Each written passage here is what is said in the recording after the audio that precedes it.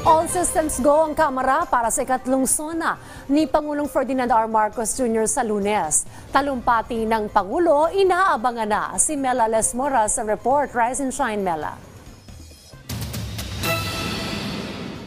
Dito sa Batasang Pambansa sa Quezon City, nakapwesto na ang mga OB van at mga crew ng iba't ibang media companies, kabilang na ang inyong pambansang telebisyon bilang paghahanda sa ikatlong State of the Nation address ni Pangulong Ferdinand R. Marcos Jr. sa July 22. Pagpasok naman sa main building, bubungad ang larawan ng presidente sa higanting LED wall at ang katagang SONA 2024. Sa plenary hall, kasado na ang setup ng in-house team at Radio Television Malacanang o RTVM.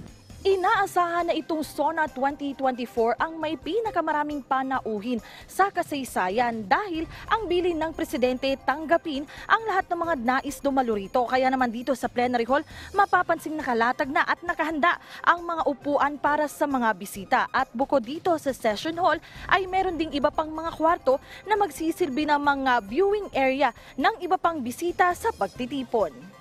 Narito rin ang pasilip sa imbitasyon para sa mga bisita. Simple pero elegante. Nakaipit din ang iba't ibang passes na kailangan sa pagtitipon.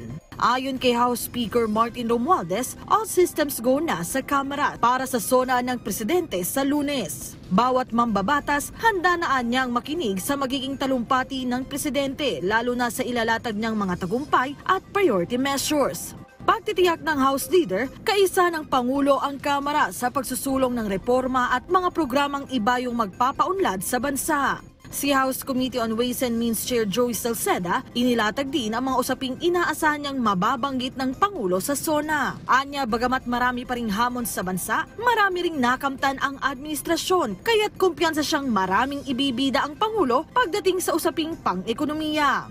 Para naman kay Kabayan Party List Representative Ron Salo, kapakanan at proteksyon ng OFWs at iba pang manggagawa sa bansa ang inaasahan niyang mapapabilang sa mga isusulong ng presidente sa okasyon. Mela Lesmora para sa Pambansang TV sa Bagong Pilipinas.